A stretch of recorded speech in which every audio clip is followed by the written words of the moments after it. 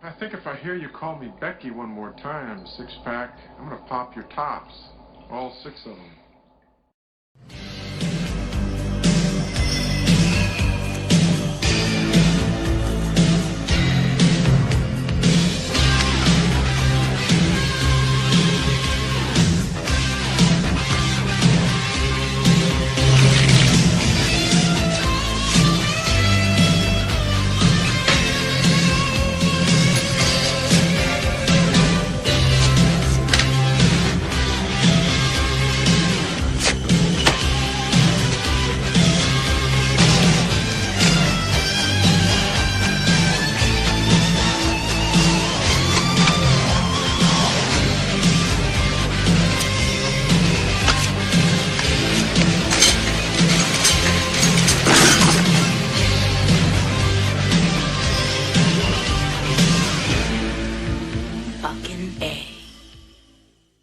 Hey, this is Matt. Once again, welcome back to another review. Once again, for a fan of Eli, thank you so much for that. And this is a PayPal request for the film Tis Tis Bane Bane, which is a 2005 film directed by Shane Black. Now, first off, thank you so much for the PayPal request, fan of Eli. If anyone's ever interested in sending a request via PayPal, you can do so in the info box down below. It could be requests for pretty much any type of video, review, commentary, what have you. Or you feel free to pledge to my Patreon, which that will be down below, and there's certain tiers for certain things. But Tis Tis Bane Bane, I think it's a fun movie.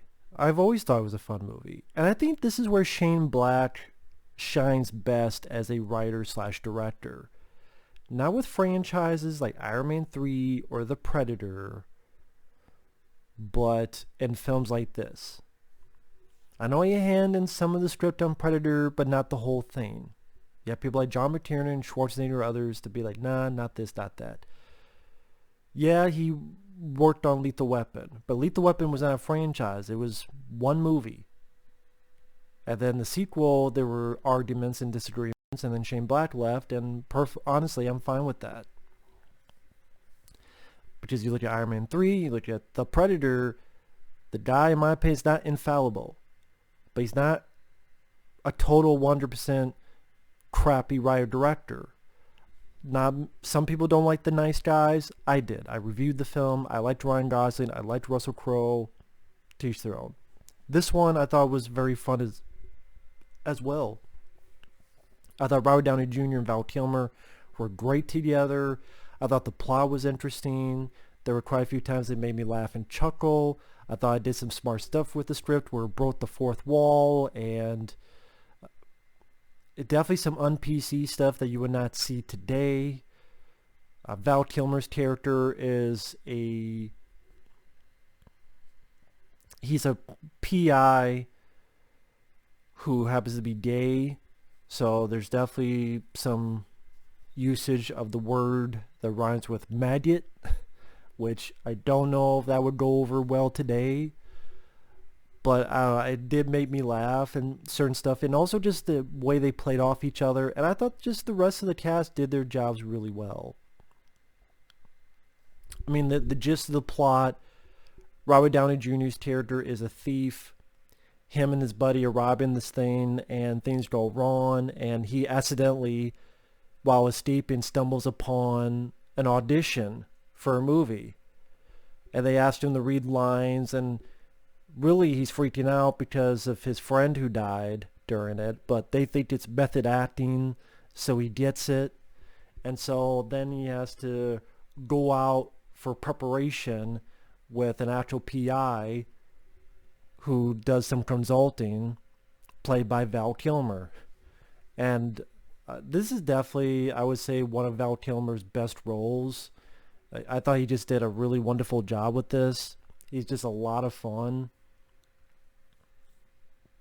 And like I said, I think the two played off each other very, very well. I thought that the script was witty and tight, tightly woven.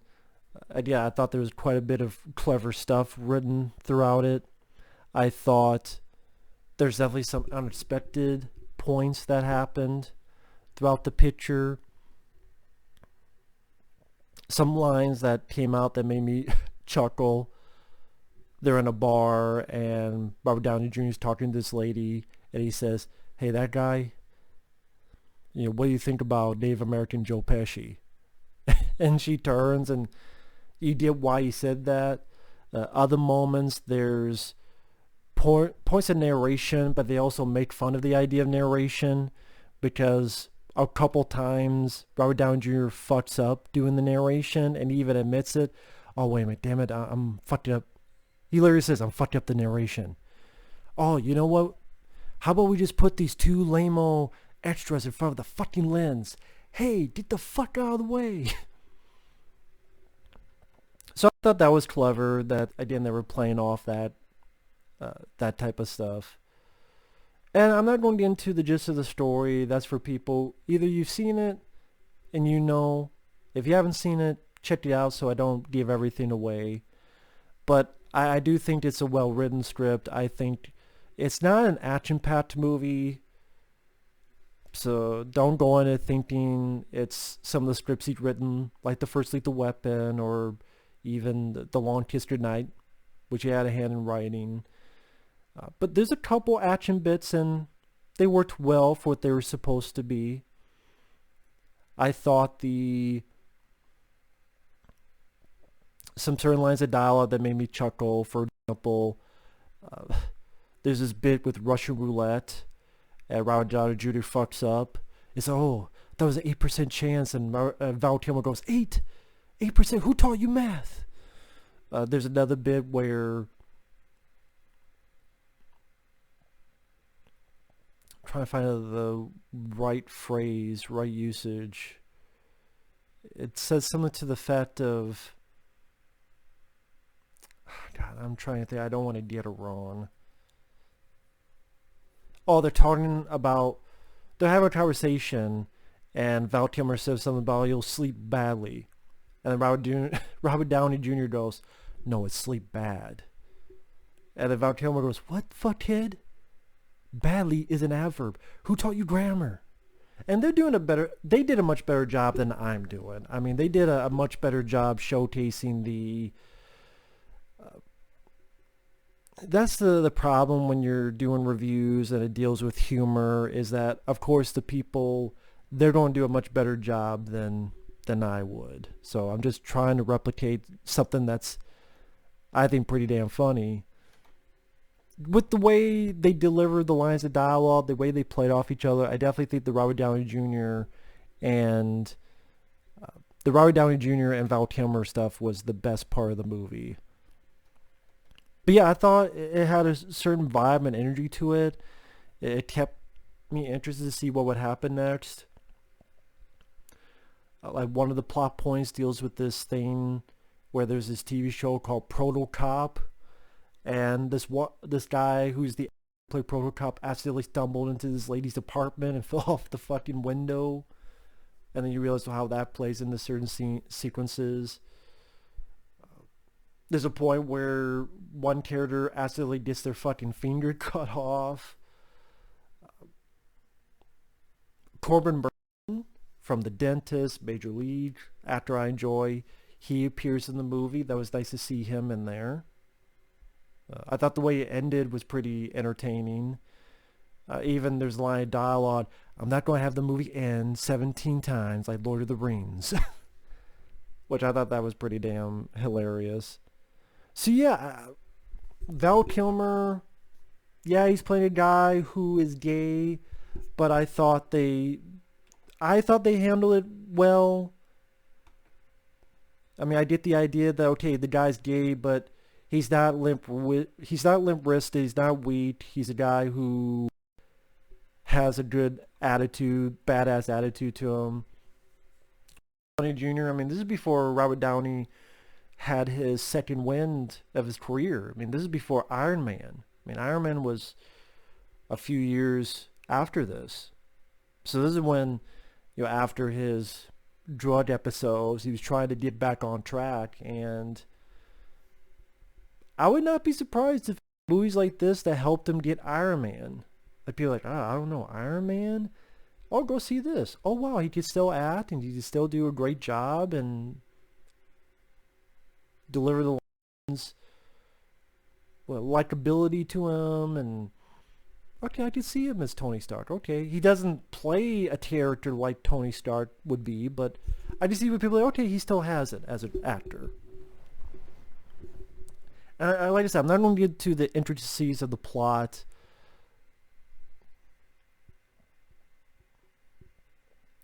But yeah, I found it to be a rather entertaining, fun flick, and I quite enjoyed it. I think if, well, getting more into spoilers starting now, one bit at the end where, in the finale, where they're tied up, and Val Kilmer's goading this guy. Like, you keep saying, go fuck yourself. I bet you want to do that, do you? I bet you do, huh? How many you do? And he's goading the guy to take his mind off it so that Val Kilmer can shoot him because he has a pistol in his pants. And he talks about, yeah, homophobes, they never check their... And some fun breaking the fourth wall where you think Val Kilmer's dead. And as he's telling the story, Val Kilmer is alive. And then in narration, Robert Downey Jr. goes, yeah, I know how that could be BS sometimes. I mean, shit, why not bring them all back? And then all the dead people come back. But they goes, no, but this is how it really happened. Like, Val Kilmer's character, he was still alive. Or even the end of the movie is the two characters talking, like almost like a video conference, but to the camera. And Val Kilmer goes, I got a message for you. Take your feet off my fucking desk. And for people in the Midwest, sorry we said fuck so much. I think it's a very fun, well-written script. The lady, I forget the actress. I think it's the same lady from Eagle Eye. Is it Michelle Monaghan? Who's the female lead? I thought she did a good job. Let me double check. Is it Michelle Monaghan? Yeah, from Eagle Eye, which is a film I enjoy. She did a good job. Larry Miller makes an appearance. It says here Lawrence Fishburne as Bear in Gennaro's beer commercial. There's a beer commercial because one of the characters do commercials, and there's like a guy in a bear suit. It says on Wikipedia that's Lawrence Fishburne, uncredited. I don't know how true that is, but that's something that Wikipedia says. So doesn't mean it's true. But the production is it says here, following the bad critical reception of The Long History Night, Shane Black decided he would attempt something out of the action genre. So he attempted to make a romantic comedy, but then people were telling him, hey, what if, say, Jack Nicholson from As Good as It Gets, but he's playing Nicholson's role from Chinatown. So he's like, okay, I'll put some action elements into it. And then the script grew from there. Apparently the leading role had been considered for Benicio del Toro, Hugh Grant, and Johnny Knoxville. 3 very different people. Robert Downey Jr. learned about the film from then-girlfriend Susan Levin, who worked as Joel Silver's assistant, because Joel Silver was producing it. And he had finished working with Joel Silver on Gothica.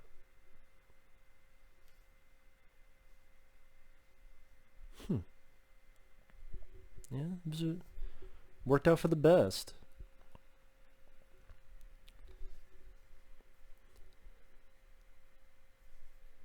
Let's see.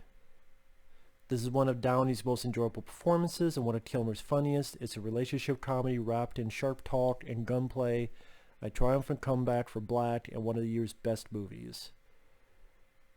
Well, yeah, at that time, I think Shane Black had done well because he worked on, I believe, The Last Boy Scout, which I enjoyed.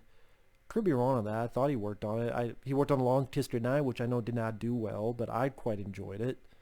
I think that's an underrated film. I reviewed The Long History Night on the channel for those interested quite a while ago. But yeah, Kiss Kiss Bang Bang. I think if you like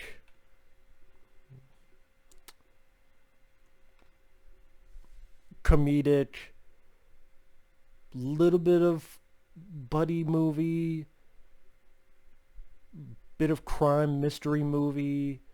I think it's worth a look. It's well written. Shane Black did a nice job directing. There's no fucking dialogue like "fuck me with an aardvark" like in The Predator, which just made me go, what the hell happened, Shane Black? What the hell happened from here to The Predator?